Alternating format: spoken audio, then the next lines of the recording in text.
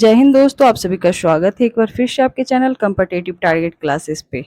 तो बिहार दरोगा का क्वेश्चन बैंक जो कि ज्ञान बिंदु का थर्ड एडिशन का बुक से हो रहा है, जो पिछले 2008 से लेकर अभी तक का सारे प्रीवियस ईयर क्वेश्चन इस बुक में आपको देखने को मिलेगा। तो पिछले क्लास में मैं एसएससी और बिहार दरोगा के लिए मैं सारे सब्जेक्ट की पीडीएफ लेकर आई हूँ, जो कि आपके एग्जाम के लिए काफी ज्यादा हेल्पफुल होने वाले हैं। आपको यहाँ पे एनसीईआरटी से जुड़े हुए 6 से 12 तक के सारे सब्जेक्ट के पीडीएफ मिल जाएंगे। इसके साथ साथ ही बीपीएससी और बिहार दरोगा स्पेशल के लिए आपको प्रीवियस ईयर क्वेश्चन से सारे पीडीएफ मिल जाएंगे, और आपको यदि प्रैक्टिस सेट चाहिए तो प्रैक्टिस सेट भी मिल जाएंगे। तो आपको ये प्रैक्टिस सेट और एनसीईआरटी का बुक मिलेगा कैसे, तो आपको डिस्क्रिप्शन बॉक्स में व्हाट्सएप नंबर मैं डाल दूंगी, जहां से आप मैसेज करके आप पीडीएफ ले सकते हैं। इसके साथ साथ मैं आपको कॉन्टेक्ट नंबर बता देती हूँ, जो कि व्हाट्सएप नंबर है, जहां पे आप मैसेज कर सकते हो। तो आपको नंबर लिख लेना 8406931419। तो आप इस नंबर पे व्हाट्सएप मैसेज करके सारे सब्जेक्ट का पीडीएफ ले सकते हो और अपने प्रिपरेशन को और बेटर बना सकते हो। आपको बिहार दरोगा और बीपीएससी से जुड़े हुए सारे मटेरियल यहाँ पे अवेलेबल है, जो कि आपको मिल जाएंगे। इससे जुड़ा हुआ यदि आपको प्रैक्टिस सेट चाहिए, इसके साथ साथ ही आपको प्रीवियस ईयर क्वेश्चन चाहिए, या फिर कोई भी सब्जेक्ट से रिलेटेड आपको पीडीएफ चाहिए, तो यहाँ पे सारे पीडीएफ है जो कि आपको मिल जाएंगे। तो पीडीएफ लेने के लिए आपको व्हाट्सएप पे कांटेक्ट करना होगा, जहाँ पे आप मैसेज करोगे, मैसेज के थ्रू आपको पीडीएफ शेयर कर दिया जाएगा। इसके साथ साथ ही पीडीएफ आपको कैसे अवेलेबल होगा वो सारी जानकारी भी आपको दे दिया जाएगा। तो आप किस बात की कर रहे हो देरी, जल्दी से जाओ और सारे सब्जेक्ट का पीडीएफ डाउनलोड करके आप अपनी तैयारी को और बेटर कर सको। मैंने 64 पोस्ट का पीटी का क्वेश्चन ऑलरेडी डाल चुकी हूँ, जो कि आप लोगों को काफ़ी अच्छा लगा है। तो इस बार मैं 64 पोस्ट के मेंस का क्वेश्चन मैं आप लोगों को बताऊंगी इस क्लास में। तो वीडियो पसंद आए तो जरूर चैनल को लाइक करना, और चैनल पे नए हो तो चैनल को सब्सक्राइब कर लेना, ताकि बिहार दरोगा का एग्ज़ाम या फिर आने वाले समय में 70वीं बीपीएससी के एग्ज़ाम में ये बुक काफ़ी ज़्यादा हेल्पफुल आप लोगों को रहेगा।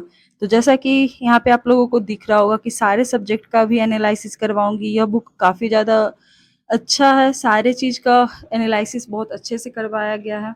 तो आज के क्लास में आप लोगों यहाँ पे जैसा कि आप लोगों को डेट दिख रहा होगा कि बिहार पुलिस मध्य निषेध जो कि 64 पोस्ट के लिए आया था, जिसका एग्जाम 3/9/2023 को हुआ था, उसका क्वेश्चन है। और इस बुक में एनालिसिस बहुत अच्छे तरीके से किया गया है, तो वो सब मैं यहाँ पे करवाऊंगी आप लोगों को। तो आज का पहला क्वेश्चन है,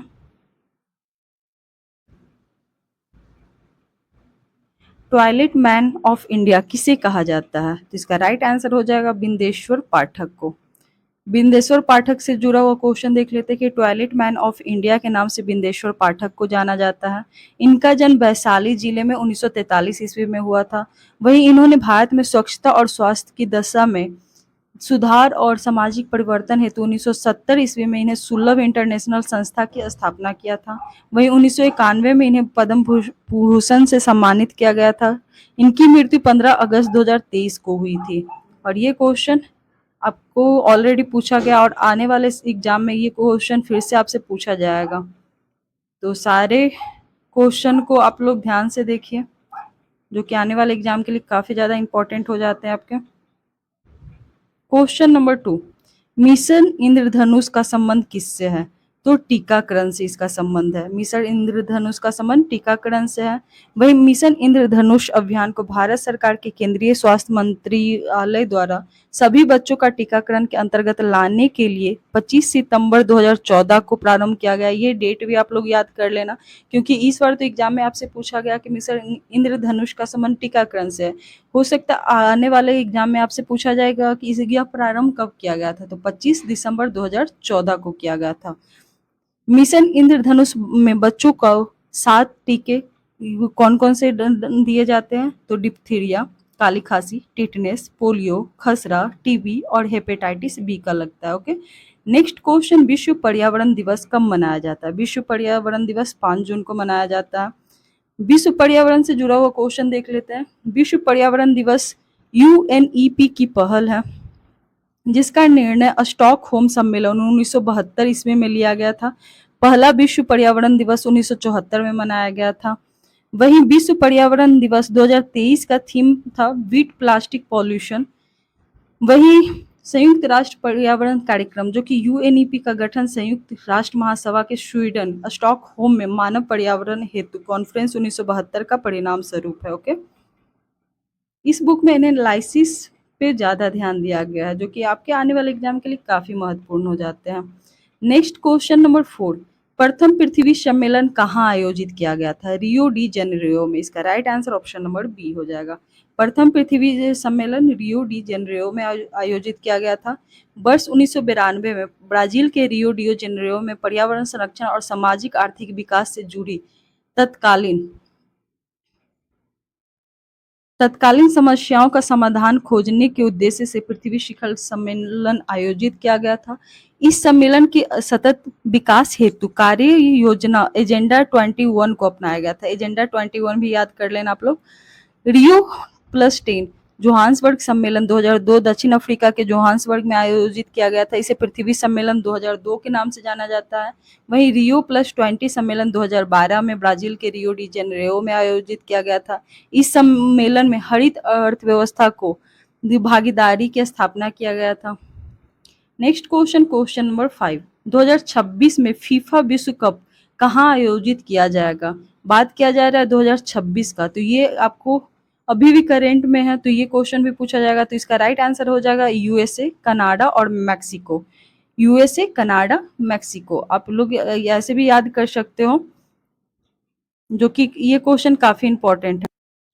यहाँ पे आप लोग देख सकते हो कि 2026 में फीफा विश्व कप यूएसए, कनाडा, मैक्सिको में आयोजित किया जाएगा। वहीं 22वां फीफा 2022 में जो हुआ था वो कतर में आयोजित किया गया था, जिसके विजेता अर्जेंटीना था और उपविजेता फ्रांस था।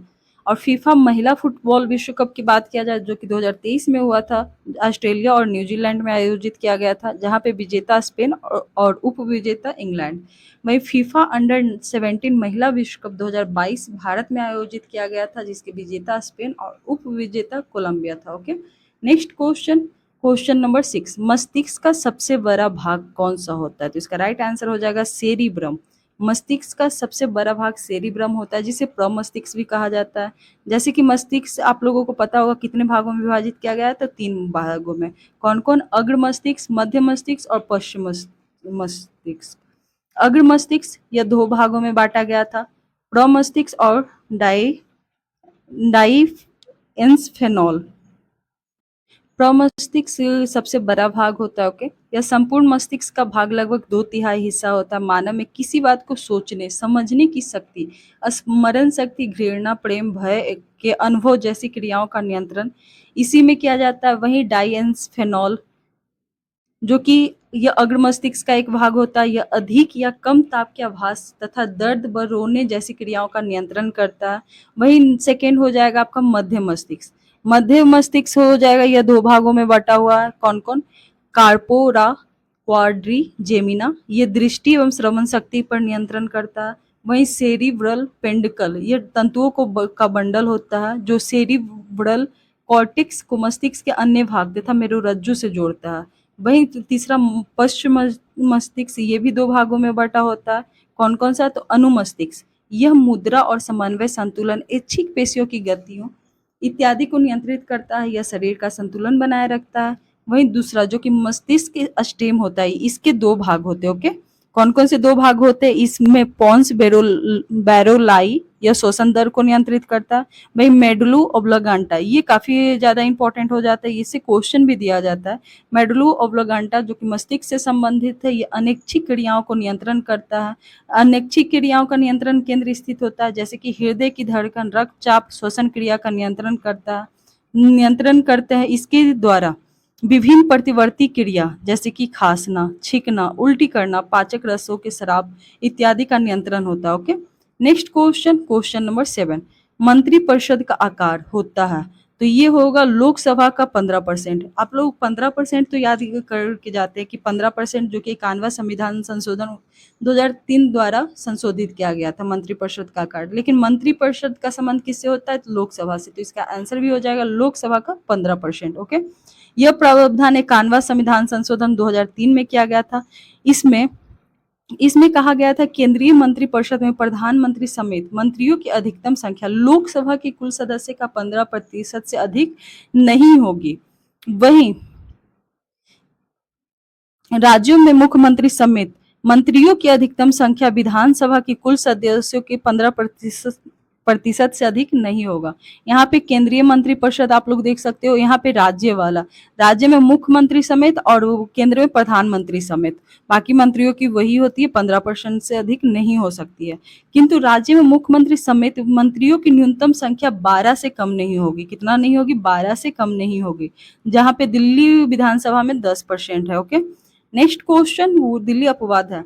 नेक्स्ट क्वेश्चन, DRDO द्वारा विकसित लक्ष्य क्या है? तो इसका राइट आंसर हो जाएगा चालक रहित विमान।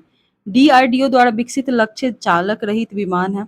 लक्ष्य क्या है? तो गैस टरबाइन इंजन द्वारा संचालित एक लागत प्रभावी पुनः उपयोग करने के योग्य उच्च सबसोनिक हवाई प्रणाली है। इसे DRDO के वैमानिक विकास प्रतिष्ठान ADE द्वारा विकसित और हिंदुस्तान एरोनॉटिक लिमिटेड द्वारा बनाया गया है। यह 1.5 किलोमीटर लंबाई के 2 लक्ष्य को भेज सकता है। ओके, नेक्स्ट क्वेश्चन की ओर चलेंगे। क्वेश्चन नंबर 9, बिहार की सबसे बड़ी ऑक्सोबो झील कौन सा है? ये क्वेश्चन काफी इंपॉर्टेंट है, जो कि बिहार से जुड़ा हुआ है। अब एग्जाम में, जैसे कि पहले BPSC में बिहार का क्वेश्चन देता था, लेकिन अब बिहार दरोगा हो गया, बिहार SSC हो गया, सब में बिहार का क्वेश्चन 2 से 3 रहता ही है, तो बिहार का भी पढ़ना ज्यादा इंपॉर्टेंट हो जाता है। बिहार की सबसे बड़ी ऑक्सबो झील की बात किया जाएगा तो कांवड़ झील है। ऑक्सबो झील किसको कहा जाता है? तो गोखुर झील को। कांवड़ झील एशिया का सबसे बड़ी ताजे पानी की गोखुर झील के रूप में जाना जाता है। यह बिहार के बेगूसराय जिले में स्थित है।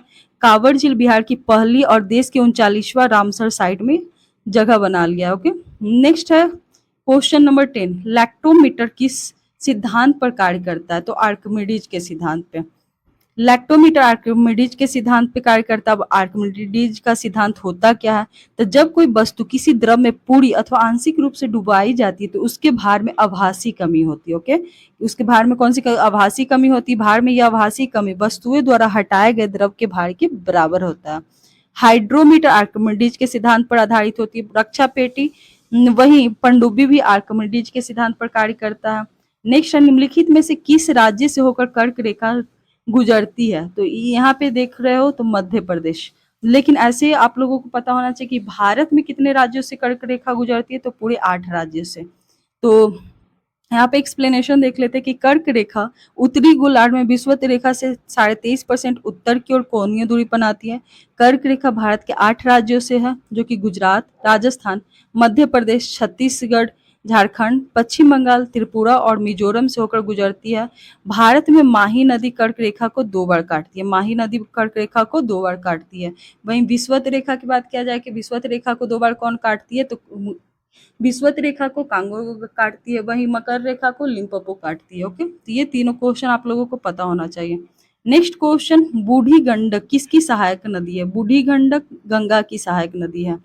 बूढ़ी गंडक सोमेश्वर श्रेणी के पश्चिमी भाग से निकलकर पश्चिमी चंपारण, पूर्वी चंपारण, मुजफ्फरपुर, समस्तीपुर, बेगूसराय जिले में बहते हुए अंत में खगड़िया जिला में गंगा नदी में मिल जाती है। ओके, नेक्स्ट क्वेश्चन की ओर चलते हैं। नर्मदा नदी कहाँ से निकलती है? नर्मदा नदी अमरकंटक से निकलती है। इसका right answer option number B हो जाएगा। नर्मदा नदी अमरकंटक से निकलती है। मध्य प्रदेश में अमरकंटक की पहाड़ी से निकलने के पश्चात यह उत्तर में विंध्यन पर्वत तथा दक्षिण में सतपुड़ा पर्वत के मध्य भ्रंश घाटी से होकर बहते हुए अरब सागर की खंभात खाड़ी में गिरती है। नर्मदा नदी की लंबाई आप लोग याद कर लेना 13-12 किलोमीटर है, जो कि काफी इंपॉर्टेंट है। यह जबलपुर के पास भेड़ा घाट की संगमरमर सेलों को काटकर धुआंधार जलप्रपात का निर्माण करती है। धुआंधार जलप्रपात का निर्माण करती है। वहीं ओरसंग नर्मदा के दाएं तट से मिलने वाली एक प्रमुख नदी है। तवा, बंजर, शेर आदि इनकी सहायक नदी है। तो ये तवा, बंजर, शेर भी आप लोग याद कर लेना, ये भी क्वेश्चन आपसे पूछे जा सकते हैं। नेक्स्ट है, बंगाल की दीवानी अधिकारी अंग्रेजों को मिली थी। तो इलाहाबाद की संधि द्वारा बंगाल की दीवानी अधिकारी अंग्रेजों को मिला था। इलाहाबाद की प्रथम संधि कब हुआ था? तो 12 अगस्त 1765 को हुआ था। उस समय मुगल सम्राट शाह आलम द्वितीय था और अंग्रेज गवर्नर रॉबर्ट क्लाइव था, लॉर्ड क्लाइव था। इस संधि के तहत कंपनी के मुगल सम्राट से बंगाल, बिहार, उड़ीसा की दीवानी प्राप्त हुई थी। इसके बदले मुगल ने 26 लाख रुपए वार्षिक पेंशन देना स्वीकार किया था। ये 26 लाख आपको डिजिट याद करना होगा, ये फिर से पूछ सकता है आप लोगों से। नेक्स्ट है, कंपनी ने अवध के नवाब से करा इलाहाबाद के क्षेत्र को लेकर मुगल सम्राट शाह आलम द्वितीय को दे दिया था। वहीं इलाहाबाद की द्वितीय संधि जो कि 4 दिन बाद हुआ था 16 अगस्त 1765 को अवध के नवाब शुजाउद्दौला और रॉबर्ट क्लाइव के बीच में हुआ था। नेक्स्ट क्वेश्चन, चुनाव आयोग का उल्लेख किस अनुच्छेद में है? चुनाव आयोग से एक क्वेश्चन रहता ही है आपके हर एक एग्जाम में, तो इसका राइट आंसर हो जाएगा अनुच्छेद 324। चुनाव आयोग का उल्लेख 324 आर्टिकल में है। भाग की बात किया जाए तो 15 में है। यदि बात किया जाए भाग 15 में अनुच्छेद कहाँ से कहाँ तक है तो 324 से 329 के क तक है। वहीं चुनाव संविधान के अनुच्छेद 324 के अनुसार संसद, राज्य विधानमंडल, राष्ट्रपति, उपराष्ट्रपति के पदों के निर्वाचन के लिए संचालन, निर्देशन व नियंत्रण की जिम्मेदारी चुनाव आयोग की होती है। ओके, ये सारा मैं करवा देती हूँ क्योंकि ये बहुत बार पूछा गया और काफी अच्छा है। 1950 में 15 अक्टूबर 1989 तक निर्वाचन आयोग एक सदस्य निकाय के रूप में कार्य करता है जिसमें केवल एक मुख्य निर्वाचन आयुक्त होता है। 16 अक्टूबर 1989 को राष्ट्रपति ने 2 अन्य निर्वाचन आयुक्त को नियुक्त किया। हालांकि 1990 में उपरोक्त दोनों निर्वाचन आयुक्त के पद को समाप्त कर दिया गया था और स्थिति पहले की तरह हो गई थी। एक बार फिर अक्टूबर 1993 में 2 निर्वाचन आयुक्त को नियुक्त किया गया था। इसके बाद से अब तक आयोग बहुसदस्यीय संस्था के तौर पर काम कर रहा है जिसमें एक मुख्य निर्वाचन आयुक्त व 2 अन्य निर्वाचन आयुक्त होते हैं। मुख्य निर्वाचन आयुक्त और 2 अन्य निर्वाचन आयुक्त के बीच विवाद में मतभेद होता है तो आयोग के बहुमत के आधार पर निर्णय लिया जाता है। इसका कार्यकाल 6 वर्ष या 65 वर्ष होता है। वहीं भारत का प्रथम मुख्य चुनाव आयुक्त 21 मार्च 1950 से 1958 तक सुकुमार सेन थे। वहीं भारत की प्रथम महिला मुख्य चुनाव आयुक्त की बात किया जाए तो बी एस रमा देवी प्रथम महिला चुनाव आयुक्त कब से कब थी तो 26 नवंबर 1990 से 11 दिसंबर 1990 तक। ये दोनों काफी ज्यादा इंपॉर्टेंट क्वेश्चन है। वहीं वर्तमान के मुख्य चुनाव आयुक्त राजीव कुमार जो कि 25वें हैं। नेक्स्ट क्वेश्चन, राज्य सूची के विषय पर संसद कब कानून बनाती है? तो राज्य सूची के ये भी क्वेश्चन काफी अच्छा क्वेश्चन है। तो राज्य सभा द्वारा 2/3 बहुमत से पारित प्रस्ताव के द्वारा। नेक्स्ट है, राज्य सूची के विषय पर संसद कानून तब बनाती है जब राज्यसभा द्वारा 2/3 बहुमत से प्रस्ताव पारित किया जाता है। संविधान में राज्यसभा को 4 विशेष शक्तियां प्रदान की गई है जो लोकसभा के पास नहीं है। ये 4 शक्तियां कौन कौन सा देख लेते हैं यहाँ पे। यह संसद को राज्य सूची आर्टिकल 249 के तहत 2/3 बहुमत से प्रस्ताव पारित करके विधि बनाने हेतु अधिकृत करती है। नेक्स्ट है कि यह संसद को नई अखिल भारतीय सेवा के सृजन हेतु अधिकृत कर सकती है जो कि आर्टिकल 312 में है। नेक्स्ट है कि केवल राज्यसभा ही उपराष्ट्रपति को हटाने की प्रक्रिया शुरू कर सकता है जो कि आर्टिकल 67 में है। और लास्ट जो कि 4, यदि राष्ट्रपति द्वारा आपातकाल की घोषणा ऐसे समय में की जाती है जब लोकसभा भंग की जा सकती है अथवा लोकसभा का विघटन हो गया होता है तो इसकी स्वीकृति निश्चित अवधि के अंदर होता है, तब आपातकाल की घोषणा अकेले राज्यसभा के अनुमोदन पर भी प्रभावी हो सकता है। यदि आपातकाल की चर्चा 352, आर्टिकल 356 और 360 में है। Okay, next question, question number 17, Bharat का देशांतरीय विस्तार कितना है? तो इसका राइट आंसर हो जाएगा 68 डिग्री 7 मिनट पूरब से लेकर 97 डिग्री 25 मिनट पूरब तक। भारत का देशांतरीय विस्तार जैसा कि आपको पता है कि 68 डिग्री 7 मिनट पूर्वी देशांतर से 97 डिग्री 25 मिनट पूर्वी देशांतर तक विस्तृत है। भारत पूरी तरह उत्तर पूर्वी गोलार्ध में स्थित है। यह 8 डिग्री 4 मिनट उत्तरी अक्षांश से लेकर 37 डिग्री 6 मिनट उत्तरी अक्षांश के बीच स्थित है। भारत के कुल क्षेत्रफल लगभग 32,87,263 वर्ग किलोमीटर है जो विश्व के कुल भौगोलिक क्षेत्रफल का 2.4% है। वहीं भारत की आकृति लगभग चतुष्कोणीय है। इसका उत्तर दक्षिण विस्तार 3214 किलोमीटर और पूरब से पश्चिम का विस्तार 2933 किलोमीटर है। भारत के तट रेखा की कुल लंबाई 7516.6 किलोमीटर है। भारत के स्थलीय सीमा की लंबाई की बात किया जाएगा तो 15,200 किलोमीटर है। भारत का सबसे उत्तरी बिंदु इंदिरा कॉल जो कि लद्दाख में है। दक्षिणी बिंदु इंदिरा पॉइंट जो कि ग्रेट निकोबार में है। वहीं पश्चिमी बिंदु गुहार मोती जो कि गुजरात में है। वहीं पूर्वी बिंदु किवीथू जो कि अरुणाचल प्रदेश में है। नेक्स्ट क्वेश्चन, परावैंगिक किरणों से रक्षा करने वाली परत कौन सी है? तो इसका राइट आंसर हो जाएगा स्ट्रेटोस्फीयर। परावैंगिक किरणों से रक्षा करने वाला स्ट्रेटोस्फीयर जिसका हिंदी समताप मंडल होता है वो रक्षा करती है। वायुमंडल की संरचना कितने वायुमंडल की संरचना को वर्गीकरण किया गया है। तो पहला है क्षोभ मंडल। दूसरा, क्षोभ मंडल किसको कहा जाता है? तो वायुमंडल की सबसे निचली परत को संवहन मंडल, परिवर्तन मंडल अथवा क्षोभ मंडल भी कहा जाता है। ओके, इसकी औसत ऊंचाई लगभग 13 किलोमीटर है, जो कि ध्रुवों के निकट 8 किलोमीटर तथा विषुवत वृत्त पर 18 किलोमीटर तक फैला हुआ। क्षोभ मंडल में मौसम संबंधित घटनाएं जैसे कि संघनन हो गया, बर्षण हो गया, कोहरा, बादल, तरित, झंझा, चक्रवात आदि जो कि मौसम से जुड़ा हुआ होता है वो होता है। इनमें 165 मीटर की ऊंचाई पर वायुमंडल का तापमान 1 डिग्री सेल्सियस की दर से घटता है। ओके, नेक्स्ट यहाँ पे आप लोग देख लेना, सबका लंबाई बहुत अच्छे से दिया हुआ है। जैसे सबसे पहले क्षोभ मंडल, समताप मंडल, मध्य मंडल, आयन मंडल, बहिर्मंडल। क्षोभ मंडल 0 से 18, वही 18 से 50 समताप मंडल, 50 से 80 मध्य मंडल और 80 से 400 आयन मंडल, 400 से ऊपर बहिर्मंडल। ओके, नेक्स्ट क्वेश्चन नंबर 19, सीता माता की जयंती कब मनाई जाती है? तो इसका right answer option number B होगा, बैसाख माह के शुक्ल पक्ष के नवमी को। शुक्ल पक्ष के नवमी को सीता माता की जयंती बैसाख माह के शुक्ल पक्ष के नवमी को मनाई जाती है। यदि हिंदू कैलेंडर के अनुसार यदि महीना हिंदी में देख सकते हो कौन कौन सा होता है, तो इसका क्रम होता है चैत, वैशाख, जेठ, आषाढ़, सावन, भादो, आश्विन, कार्तिक, माघ, पौष, माघ और फागुन। नेक्स्ट है कि सर्वाधिक ऊंचाई पर स्थित बादल क्या कहलाता है? तो बादल पक्षाप बादल कहलाता है। बादलों का वर्गीकरण औसत की ऊंचाई के आधार पर बादलों को 3 मुख्य वर्गों में बांटा गया है और 10 उपवर्ग में बांटा गया है। 3 मुख्य वर्गों के बारे में देख लेते हैं कि उच्च बादल, जिसे पक्षाप बादल भी जिसके अंतर्गत आता है, उच्च बादल में 6000 मीटर से 20000 मीटर तक होता है। यह आसमान में सबसे अधिक ऊंचाई पर सफेद रेशम की भांति कोमल व बिखरे बादल होते हैं। यह हिमकरणों से बने होते हैं, इसलिए इनसे वर्षा नहीं होती है। चक्रवात के आगमन के क्रम में सबसे पहले यही मेघ दिखाई पड़ते, इसलिए ये मेघ चक्रवात कहलाते। ओके, नेक्स्ट है पक्षाप स्तरीय बादल। यह बृहद क्षेत्र में दुधिया चादर की भांति फैले रहते हैं। इनके आगमन पर सूर्य तथा चंद्रमा के चारों ओर प्रभाव मंडल हालो बन जाता है। चक्रवात के आगमन के क्रम में पक्षाप मेघों के तत्काल बाद यही बादल दिखाई देती है।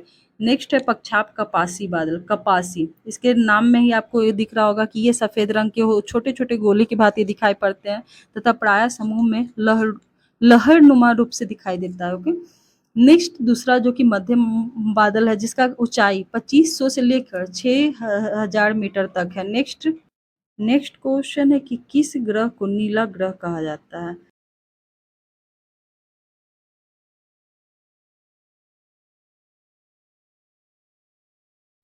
नेक्स्ट क्वेश्चन, किस ग्रह को नीला ग्रह कहा जाता है? तो इसका राइट आंसर हो जाएगा नेपच्यून।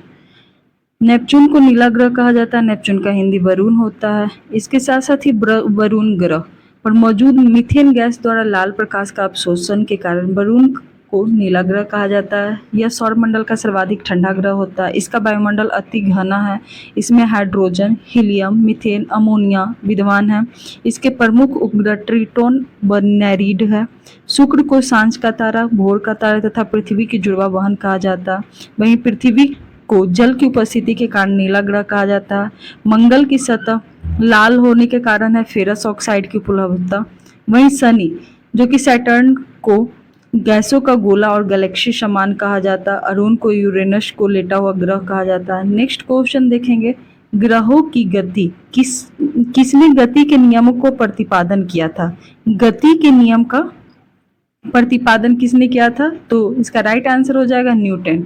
आइजैक न्यूटन ने 1687 ईस्वी में अपनी पुस्तक प्रिंसिपिया में गति के नियमों का प्रतिपादन किया था। यदि न्यूटन की गति का नियम आप लोगों को पता होना चाहिए कि 3 नियम दिया था, जिसमें पहला नियम, कोई वस्तु विराम की अवस्था में हो तो वह विराम की अवस्था में ही रहेगी, और यदि एक समान गति से सीधी रेखा में चल रही है तो वो चलती ही रहेगी। मतलब बाहरी बल लगाकर उसकी अवस्था में परिवर्तन किया जाता है, यह उसका फर्स्ट लॉ है। इसको जड़त्व का नियम भी कहा जाता है। जड़त्व के नियम के साथ साथ प्रथम नियम में बल की परिभाषा भी दिया गया था। उदाहरण के लिए पेड़ की टहनियों को हिलाना, कंबल को हाथ से पकड़कर डंडे से पीटने पर धूल के कण झड़कर गिर पड़ते हैं, ये फर्स्ट लॉ के कारण होता है। गोली मारने से कांच में गोल छेद हो जाता है, परंतु पत्थर मारने पर कांच टुकड़े टुकड़े हो जाते हैं। वहीं रुकी हुई गाड़ी अचानक चल पड़ने पर उसमें बैठे यात्री पीछे की ओर झुक जाता है, या चलती हुई गाड़ी को अचानक रुकने पर उसमें बैठे यात्री आगे की ओर झुक जाता है। ये सब फर्स्ट लॉ के कारण होता है। सेकेंड लॉ में कि किसी वस्तु पर आरोपित बल वस्तु के द्रव्यमान तथा बल की दिशा उत्पन्न में त्वरण के गुणनफल के बराबर होता है। सेकेंड लॉ में बल का व्यंजक भी दिया गया जहाँ पे F बराबर ma होता है। इसका एग्जाम्पल आप लोग देख लोगे कि क्रिकेट खिलाड़ी तेजी से आती हुई गेंद को कैच करते समय अपने हाथों को गेंद के बैक से गेंद को पीछे ले लेते हैं। ये सेकेंड लॉ को फॉलो करता है। वहीं टेनिस गेंद को कैच करना आसान होता है। गद्दा या मिट्टी के फर्श पर गिरने पर सीमेंट के बने फर्श पर गिरने की तुलना में कम चोट होता है। वहीं अधिक गहराई तक कील को गाड़ने के लिए भारी हथौड़ों का उपयोग किया जाता है। थर्ड लॉ देखेंगे कि यह नियम के अनुसार क्रिया के बराबर विपरीत प्रतिक्रिया होता है, मतलब एक्शन टू रिएक्शन होता है थर्ड लॉ में। नेक्स्ट क्वेश्चन आप लोग देख लोगे, प्रकाश संश्लेषण में आवश्यक है। प्रकाश संश्लेषण में क्या आवश्यक होता है? क्लोरोफिल। ये क्वेश्चन बहुत बार पूछा गया और बहुत अच्छा क्वेश्चन है, और ये आपके आने वाले एग्जाम के लिए भी काफ़ी इंपॉर्टेंट हो जाता है कि प्रकाश संश्लेषण पौधे के हरे भाग जो कि सौर ऊर्जा को ग्रहण कर वायुमंडल से ली गई कार्बन डाइऑक्साइड तथा भूमि से अवशोषित जल के द्वारा कार्बोहाइड्रेट का निर्माण करता है। इस प्रक्रिया में ऑक्सीजन एवं जल का सहायक उत्पाद के रूप में निष्कासित होते हैं।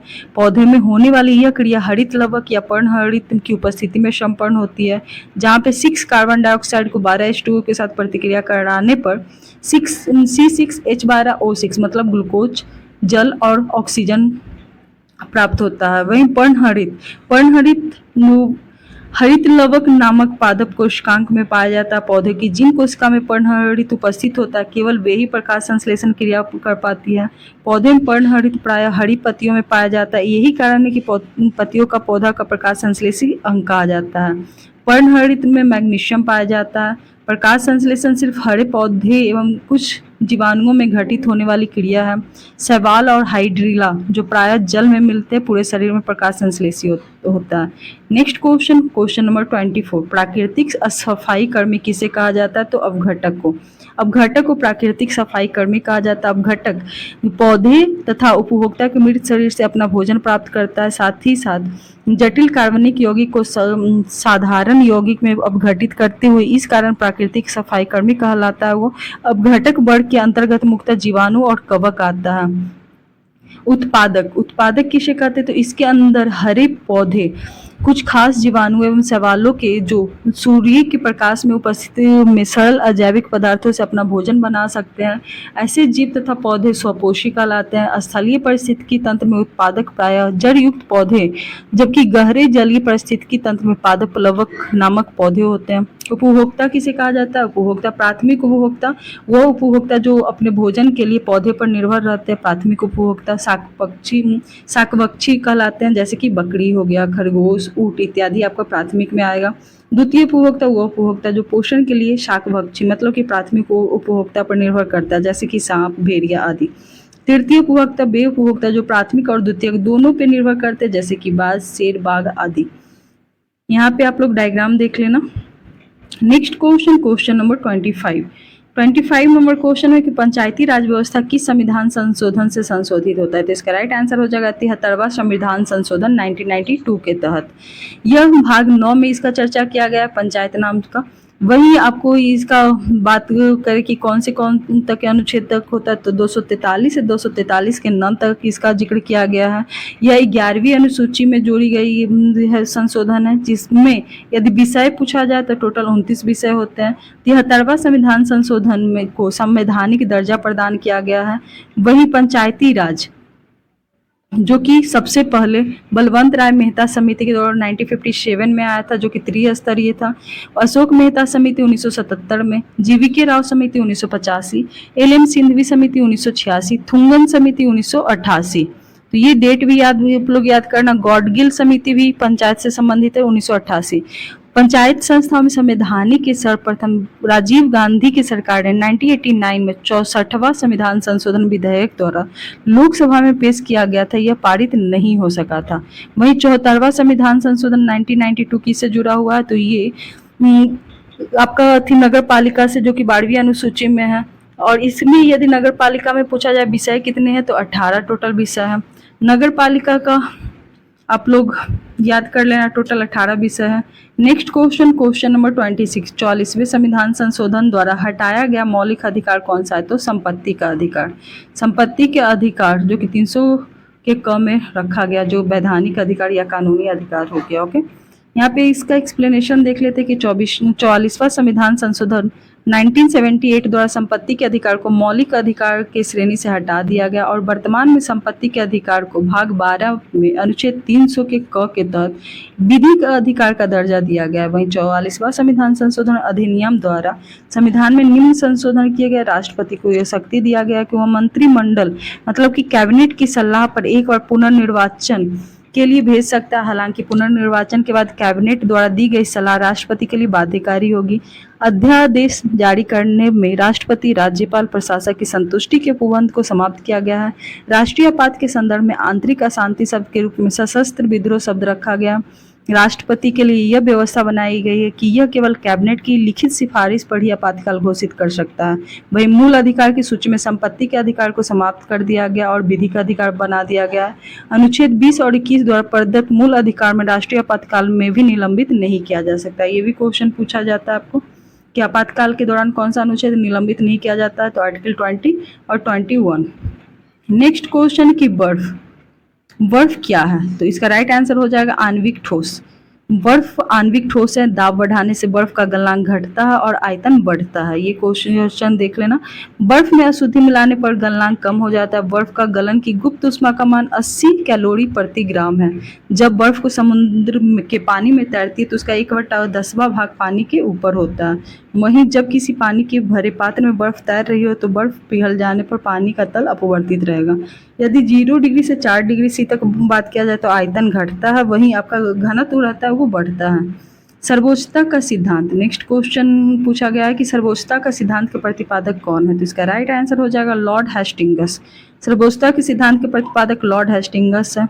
सर्वोच्चता का सिद्धांत से तात्पर्य ईस्ट इंडिया कंपनी की सर्वोच्चता से है। इसमें कहा गया है कि कंपनी की शक्ति भारतीय राज्यों की तुलना में अधिक है। Lord Hastings. आंग्ल नेपाल युद्ध 1814 से 16 तक हुआ। ये सारे डेट याद कर लेना आप लोग। आंग्ल नेपाल युद्ध का 1814 से 16। वहीं सुगोली की संधि 1816 के तहत ये युद्ध खत्म हुआ था। उस समय सुगोली की संधि के बाद हेस्टिंगस को मार्क्वेस ऑफ हेस्टिंगस की उपाधि मिला था। तृतीय आंग्ल मराठा युद्ध का সময়काल 1817 से 19 तक है। वही रैयतवारी बंदोबस्त 1820 में लागू किया गया था। मद्रास के गवर्नर टॉमस मुनरो द्वारा महालनोबिस 1822 में हॉल्ट मैकेंजी द्वारा पंजाब में शुरुआत किया गया था। वही 1822 में टेनेसी एक्ट या काश्तकारी व्यवस्था जो कि बंगाल में लागू हुआ था। नेक्स्ट क्वेश्चन, संविधान सभा के प्रथम अध्यक्ष कौन थे तो इसका राइट आंसर हो जाएगा डॉक्टर सच्चिदानंद सिन्हा। प्रथम अध्यक्ष पूछा गया तो सच्चिदानंद सिन्हा। यदि अस्थायी अध्यक्ष पूछा जाएगा तो अब Rajendra Prasad. Okay, next question, इसका एक्सप्लेनेशन भी देख लेते हैं जो कि आपके एग्जाम के लिए हेल्पफुल रहेगा। कैबिनेट मिशन की संस्तुतियों के आधार पर भारतीय संविधान का निर्माण संविधान सभा के गठन हेतु चुनाव जुलाई 1946 में हुआ था। 9 दिसंबर 1946 को संविधान की प्रथम बैठक हुई थी जिसमें सबसे बुजुर्ग सदस्य डॉक्टर सच्चिदानंद सिन्हा को अस्थायी अध्यक्ष चुना गया था। 11 दिसंबर को राजेंद्र प्रसाद को अस्थायी अध्यक्ष चुना गया था और संविधान निर्माण में 2 वर्ष 11 महीना 18 दिन लगा था। संविधान का प्रारूप कुल 114 दिन बहस हुआ था। मूल संविधान में कुल 22 भाग, 395 अनुच्छेद और 8 अनुसूचियां थी। संविधान की प्रमुख समितियां और उनके अध्यक्ष कौन कौन है। संचालन समिति के अध्यक्ष राजेंद्र प्रसाद, संघीय संविधान समिति के पंडित जवाहरलाल नेहरू, प्रांतीय संविधान समिति के सरदार वल्लभ भाई पटेल, प्रारूप समिति का भीमराव अंबेडकर, संघ समिति का पंडित जवाहरलाल नेहरू, मौलिक अधिकार एवं अल्पसंख्यक का सरदार वल्लभ भाई पटेल, राष्ट्र ध्वज संबंधी तदर्थ समिति का राजेंद्र प्रसाद। नेक्स्ट क्वेश्चन देख लेते हैं, निम्नलिखित में से कौन सी पुस्तक महात्मा गांधी से संबंधित है तो यंग इंडिया। यंग इंडिया के साथ साथ ही कौन कौन लिखे तो यंग इंडिया हरिजन, जो कि हरिजन महात्मा गांधी के द्वारा लिखा गया पुस्तक का नाम है। इसके साथ साथ Navjivan, Hind Swaraj, my experiment with truth, ethical religion, pathway to God. Mahatma Gandhi से संबंधित संस्था की बात किया जाए तो नटाल इंडियन कांग्रेस की स्थापना 1894 में, फिनिक्स आश्रम की स्थापना 1904 में, टॉलस्टॉय फॉर्म का स्थापना 1910 में, वहीं हरिजन सेवक संघ 1932 में। नेक्स्ट क्वेश्चन 31 नंबर क्वेश्चन, लघु पथन के समय परिपथ में होता है तो धारा का मान बढ़ जाता है। लघु परिपथन में लघु में कम मत समझना, धारा का मान बढ़ जाता है यहाँ पे। ओके, तो धारा का मान बढ़ जाता है। इसके साथ साथ एक्सप्लेनेशन ये सारे क्वेश्चन का आप लोग देख लो कि अति भारण मतलब ओवरलोडिंग या लघु पथन मतलब कि शॉर्ट सर्किटिंग से बचाव हेतु फ्यूज का प्रयोग किया जाता है। अच्छे फ्यूज का तार टीन के बने होते हैं, सस्ता फ्यूज तार शीशा और टीन के मिश्र धातु का बना होता है।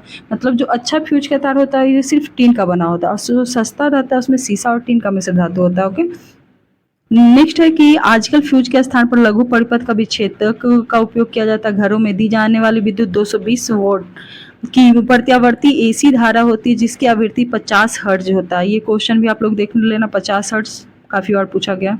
नेक्स्ट है कि महाबलीपुरम का सप्त रथ मंदिर किसने बनाया था, तो पल्लवों ने बनाया था।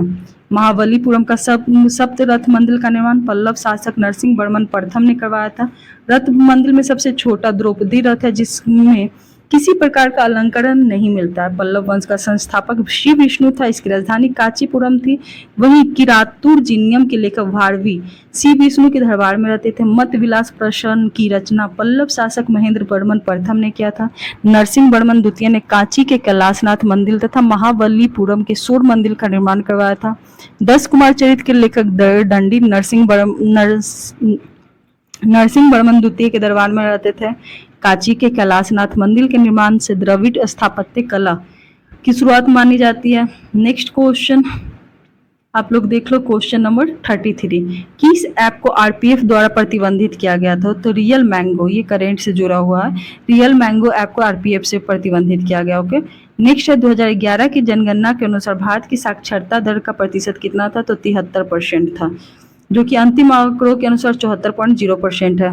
थोड़ा सा जनगणना से जुड़ा हुआ क्वेश्चन देख लेते हैं। पुरुष साक्षरता दर का प्रतिशत 82.14, महिला 65.46, लिंगानुपात 943 है। शिशु लिंगानुपात 919 है। भारत की जनसंख्या घनत्व 382 व्यक्ति पर किलोमीटर है। बिहार की साक्षरता दर 61.8 है। वहीं पुरुष साक्षरता दर 71.2, महिला 51.5%। बिहार का लिंगानुपात 918 है। शिशु लिंगानुपात 935 है।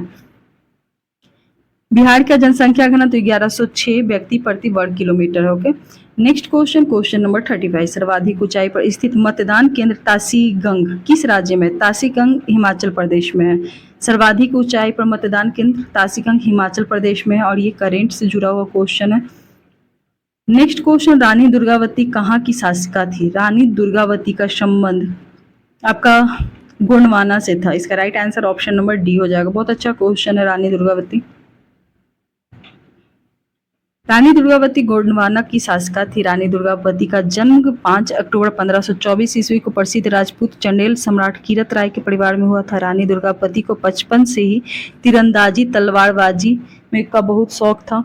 वहीं रानी दुर्गावती का विवाह 1542 ईस्वी में गढ़क कंटका गोंडवाना के शासक दलपत शाह से हुआ था। सन 1550 ईस्वी में राजा दलपत शाह की मृत्यु हो गई थी। रानी दुर्गावती की पति की मृत्यु के बाद अपने पुत्र वीर नारायण की राजगद्दी पर बैठाकर खुद राज्य की शासिका बन गई थी। अकबर के काल में गोंडवाना पर विजय अभियान आसफ खां के नेतृत्व में शुरू हुआ था क्योंकि अकबर उस समय उज्बेकों के विद्रोह का सामना कर रहा था। 1564 ईस्वी में दुर्गावती का युद्ध में पराजित कर दिया गया था। बाद में इस राज्य का अकबर ने इसी राजवंश से संबंधित चंद्र शाह को सौंप दिया था। नेक्स्ट क्वेश्चन 37 नंबर क्वेश्चन, निम्नलिखित में से कौन सा रोग बैक्टीरिया जनित है, तो टाइफाइड। बैक्टीरिया जनित रोग के बारे में आप लोग जान लो कि कोड, डिप्थीरिया, टिटनेस, प्लेग, क्षय रोग, हेजा, निमोनिया, गोनेरिया, क्षय रोग और सिफिलिस, ये सब जीवाणु से होते हैं।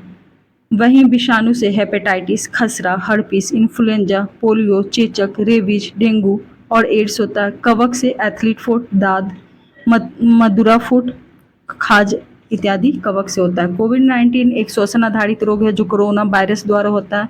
विटामिन के बारे में देख लेते हैं। विटामिन ए की कमी से रतौंधी या जीरोपथलेमिया रोग होता है। विटामिन B1 की कमी से बेरी, B3 से पेलाग्रा, B11 से पेचिस। आप लोग कमेंट करके बताना B6 से कौन सा रोग होता है। विटामिन डी से होता है रिकेटस। विटामिन के से होता है हीमोफीलिया रोग। नेक्स्ट क्वेश्चन की ओर चलते हैं। पाटलिपुत्र के संस्थापक कौन है? तो उदयन। पाटलिपुत्र के संस्थापक उदयन है। उदयन हर्यक वंश का संस्थापक था। हर्यक वंश का संस्थापक यदि बात किया जाए, हर्यक वंश का शासक था उदयन। ओके, हर्यक वंश का संस्थापक बिंबिसार है। वहीं बिंबिसार का पुत्र अजातशत्रु और अजातशत्रु का पुत्र उदयन था, जो कि 460 ईस्वी में पूर्व मगध की गद्दी पर बैठा था। उदयन पाटलिपुत्र को मगध की राजधानी बनाया था। उसने पटना में गंगा एवं सोन के संगम पर किला भी बनवाया था। नेक्स्ट क्वेश्चन जो कि अभी मैंने जस्ट बताया था, ग्लूकोज का सूत्र क्या होता है? C6H12O6। यहाँ पे आपको कुछ केमिस्ट्री का फॉर्मूला आप लोग देख सकते हो कि भारी हाइड्रोजन को किसे सूचित किया जाता है? D। भारी जल D2O, laughing gas nitrous oxide N2O, शुष्क बर्फ carbon dioxide CO2, baking soda sodium bicarbonate NaCO3, धोबन soda sodium carbonate 10H2O Na2CO3 10H2O, साधारण नमक को सोडियम क्लोराइड मतलब NaCl, plaster of Paris calcium sulphate मतलब CSO4 half H2O, gypsum calcium sulphate CSO4 2H2O, जल gas CO+H2, ethyl C2H5OH, मंड को C6H10O5 का हॉल N, फॉर्मेलिन को HCHO या CH2O, सिरका CH3COOH। वहीं मार्स के गैस को जो कि मीथेन गैस होता है तो इसका सूत्र होता है CH4। नेक्स्ट क्वेश्चन, कोठारी आयोग का संबंध किससे है? तो शिक्षा से। कोठारी आयोग का संबंध शिक्षा से है, जो कि 1964 में भारत सरकार ने डॉक्टर दौलत सिंह कोठारी की अध्यक्षता में स्कूली शिक्षा प्रणाली का नया आकार व नई शिक्षा देने के उद्देश्य से कोठारी आयोग का गठन किया गया था। डॉक्टर कोठारी उस समय विश्वविद्यालय अनुदान आयोग UGC के अध्यक्ष थे। नेक्स्ट क्वेश्चन, दोदा बेटा। दोदा बेटा कि किस पर्वत की सबसे ऊंची चोटी है? तो इसका राइट आंसर हो जाएगा नीलगिरी की। डोडा बेटा नीलगिरी पर्वत की सबसे ऊंची चोटी है, जो कि पूर्वी घाट और पश्चिमी घाट के पर्वत नीलगिरी पर्वत ग्रंथि से मिलते हैं, जिसका सर्वोच्च शिखर डोडा बेटा है। डोडा बेटा दक्षिण भारत का सर्वोच्च शिखर है। नीलगिरी के दक्षिण में अन्नामलाई की पहाड़ी, अन्नामलाई की सर्वाधिक ऊंची चोटी अन्नाईमुदी है। यह पश्चिमी घाट सहित संपूर्ण दक्षिण भारत का सर्वोच्च शिखर है। पूर्वी घाट की सबसे ऊंची चोटी जिंदागढ़ है, जिसकी लंबाई 1690 मीटर ऊंचाई है। सतपुड़ा पर्वत की सबसे ऊंची चोटी धूपगढ़ है, 1350 मीटर है। उत्तरी सह्याद्री का सर्वोच्च शिखर कालसुबाई है। अरावली पर्वत की सर्वोच्च शिखर गुरु शिखर है। नेक्स्ट है क्वेश्चन नंबर 42। 8वीं अनुसूची में कितने भाषाओं को शामिल किया गया था? तो 22 भाषाओं को। 8वीं अनुसूची में 22 भाषाओं को शामिल किया गया था। ये है असमिया, बंगला, बोरो, डोगरी, गुजराती, हिंदी, कन्नड़, कश्मीरी, कोंकणी, मैथिली, मलयालम, मणिपुरी, मराठी, नेपाली, ओडिशा, पंजाबी, संस्कृत, संथाली, सिंधी और तमिल, तेलुगु और उर्दू। मूल संविधान की बात किया जाए तो 8वीं अनुसूची में टोटल 14 भाषाएं शामिल थी, जो कि यदि सिंधी भाषा 21वां संविधान संशोधन 1967 के द्वारा जोड़ा गया था, वहीं कोंकणी, मणिपुरी, नेपाली 71वां संविधान संशोधन 1992 के द्वारा जोड़ा गया था।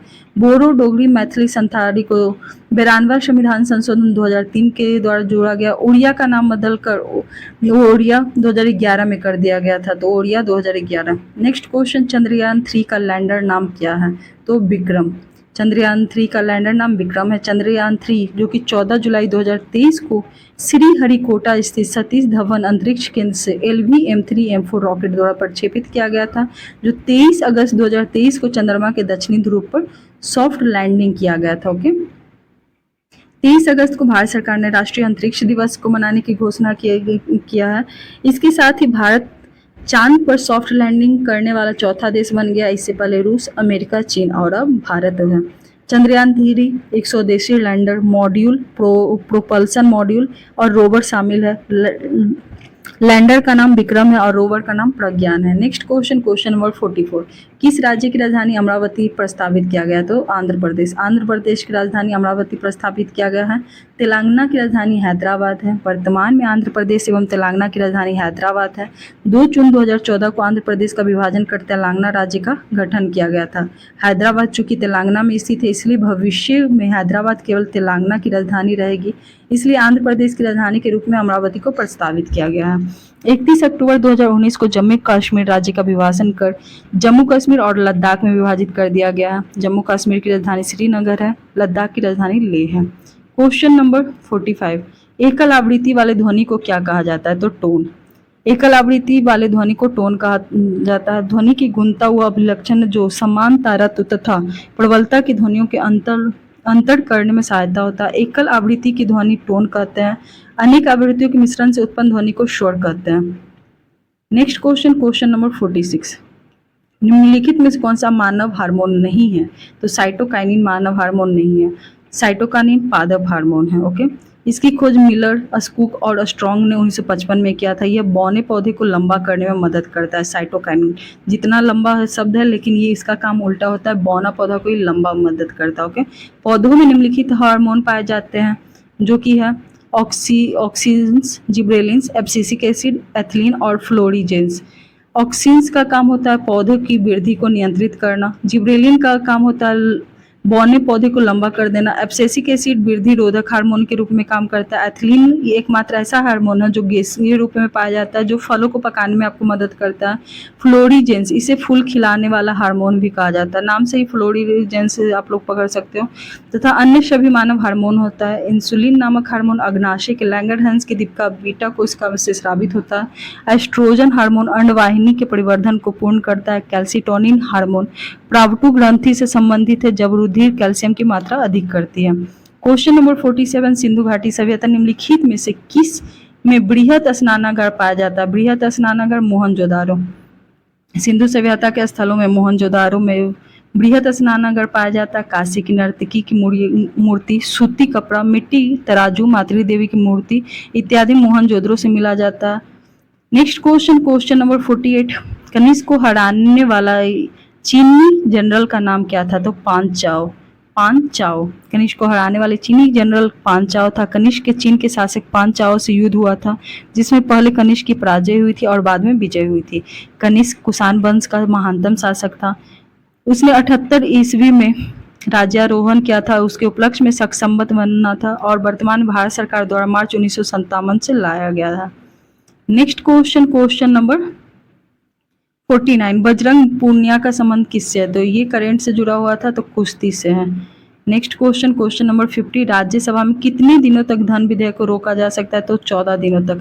राज्यसभा में 14 दिनों तक धन विधेयक को रोका जाता है। धन विधेयक का अनुच्छेद 110 आर्टिकल में प्रथम बार केवल लोकसभा में पेश किया जाता है। राज्यसभा धन विधेयक को न तो अस्वीकृत कर सकता और न ही संशोधित कर सकता, वो सिर्फ सिफारिश कर सकता है, जिसको मानने या न मानने लोकसभा का स्वतंत्र है। राज्यसभा धन विधेयक को अधिकतम 14 दिन तक रोक सकता है। 14 दिन की अवधि के बीत जाने के बाद वह स्वतः मान लिया जाता है। धन विधेयक को जिस रूप में लोकसभा में पास किया जाता है, उसी रूप में राज्यसभा में भी पास कर दिया जाता है। नेक्स्ट है, कृत्रिम पारिस्थितिकी तंत्र का उदाहरण क्या है? तो खेत कृत्रिम पारिस्थितिकी तंत्र का उदाहरण वही तालाब हो गया, घास का मैदान हो गया, जंगल हो गया, ये सब प्राकृतिक है। ओके, मतलब नेचर के द्वारा। नेक्स्ट क्वेश्चन, तूतीकोरिन बंदरगाह किस राज्य में? तो तमिलनाडु में है। तूतीकोरिन बंदरगाह का नया नाम BO चिंदवाड़नार पोर्ट है। यहाँ से मुख्यतः खाद्य तेल, कोयला, नमक और पेट्रोलियम उत्पाद निर्यात में होता है। तूतीकोरिन बंदरगाह मन्नार की खाड़ी में अवस्थित है। Next question number 53, forward block की स्थापना किसने किया था? तो सुभाष चंद्र बोस ने किए थे फॉरवर्ड ब्लॉक की स्थापना। उसके साथ साथ ऑल इंडिया फॉरवर्ड ब्लॉक की स्थापना 3 मई 1939 को सुभाष चंद्र बोस के द्वारा किया गया था। फॉरवर्ड ब्लॉक को अखिल भारतीय सम्मेलन 1940 में नागपुर में आयोजित किया गया था। फॉरवर्ड ब्लॉक पार्टी के अध्यक्ष सुभाष चंद्र बोस को तथा महासचिव HB कामत को चुना गया था। सुभाष चंद्र बोस जर्मनी में फ्री इंडिया सेंटर की स्थापना किया था। 1 सितंबर 1942 को सुभाष चंद्र बोस ने आज़ाद हिंद फौज की पहली डिवीजन की स्थापना किया था। 21 अक्टूबर 1943 को सिंगापुर में स्वतंत्र भारत में अस्थायी सरकार के रूप में स्थापना किए थे। वहीं 2 जुलाई 1943 को सुभाष चंद्र बोस आज़ाद हिंद फौज का सर्वोच्च सेनापति घोषित किया गया था। नेक्स्ट और काफ़ी ज़्यादा इंपॉर्टेंट क्वेश्चन, उत्प्रेरक का कार्य क्या होता है? तो अभिक्रिया की दर को बढ़ा देना और घटा देना उत्प्रेरक का कार्य होता है। नेक्स्ट क्वेश्चन, साइमन कमीशन का विरोध क्यों किया गया था? क्योंकि इसमें एक भी भारतीय शामिल नहीं था। साइमन कमीशन का विरोध इसलिए किया गया था। साइमन कमीशन भारत शासन अधिनियम 1919 में यह प्रावधान था जो 10 वर्ष के बाद एक आयोग की नियुक्ति की गई थी, जो यह जांच करेगी कि भारत उत्तरदायी शासन की दिशा में कहाँ तक प्रगति करने की दिशा है। ओके, साइमन कमीशन की नियुक्ति नवंबर 1927 में किया गया था। इस कमीशन की नियुक्ति भारत राज्य सचिव वर्क वर्केन हेड द्वारा किया गया था। इस कमीशन में 7 सदस्य थे। इन 7 सदस्य में भारतीय शामिल नहीं थी, इसलिए भारतीय द्वारा श्वेत कमीशन कहकर इसे बहिष्कार किया गया था। यह कमीशन 3 फरवरी 1928 को भारत आया था। नियुक्त किया गया था नवंबर 1927, लेकिन भारत आया था 3 फरवरी 1928। Okay. Muslim League Justice Party, all India अछूत एसोसिएशन, केंद्रीय सिख संघ ने इस कमीशन का विरोध नहीं किया था। मुंबई में जवाहरलाल नेहरू तथा पंजाब में लाला लाजपत के नेतृत्व में इस कमीशन का विरोध किया गया था। साइमन कमीशन के विरोध के दौरान लाठीचार्ज हुआ था, जहां पे चोटिल होकर पंजाब केसरी मतलब लाला लाजपत राय का निधन हो गया था 17 नवंबर 1928 को। लाला लाजपत राय को चोटिल करने पर अंग्रेजी पुलिस अधिकारी सॉन्डर्स की हत्या 17 दिसंबर 1928 को हिंदुस्तान सोशलिस्ट रिपब्लिक एसोसिएशन के कार्यकर्ता भगत सिंह, राजगुरु और चंद्रशेखर आजाद को फांसी दे दिया गया था सैंडर्स की हत्या के आरोप में। ओके। क्वेश्चन नंबर 56, 1946 नौ सैनिक विद्रोह का नायक कौन था? तो इसका राइट आंसर एम एस खा।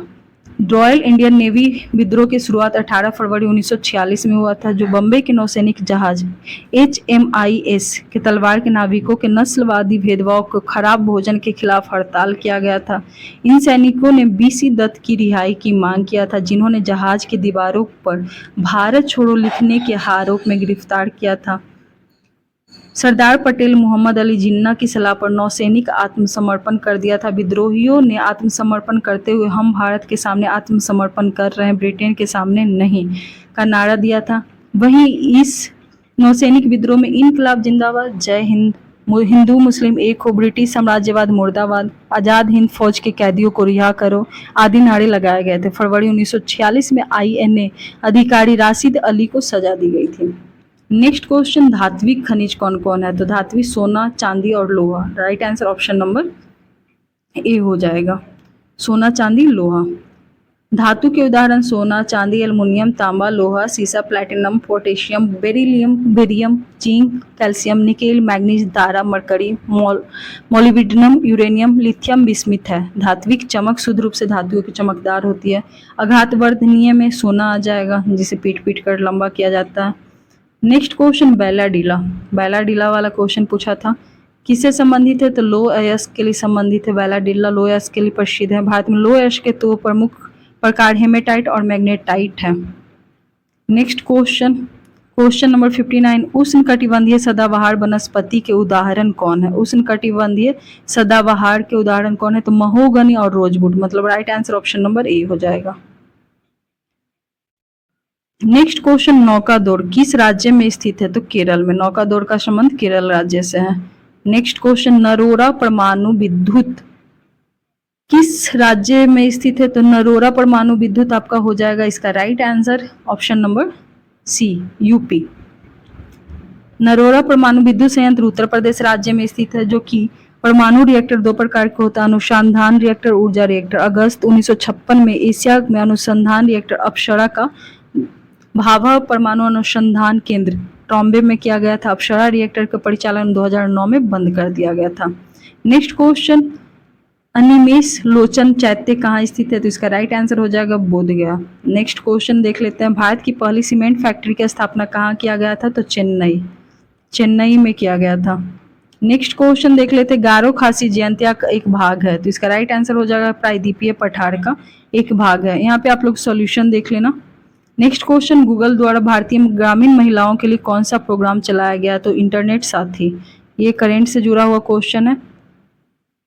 नेक्स्ट क्वेश्चन है कि यहाँ से आप लोगों का मैथ का क्वेश्चन आ चुका है, जो मैं क्वेश्चन बोल देती हूँ, सॉल्यूशन आप लोग यहाँ से देख लेना। यदि कोई कंफ्यूजन होगा तो कमेंट करना। क्वेश्चन नंबर 66, किसी घड़ी में घंटे वाली सुई 48 घंटे में कितना चक्कर लगाती है? नेक्स्ट यहाँ से आप लोग देखोगे तो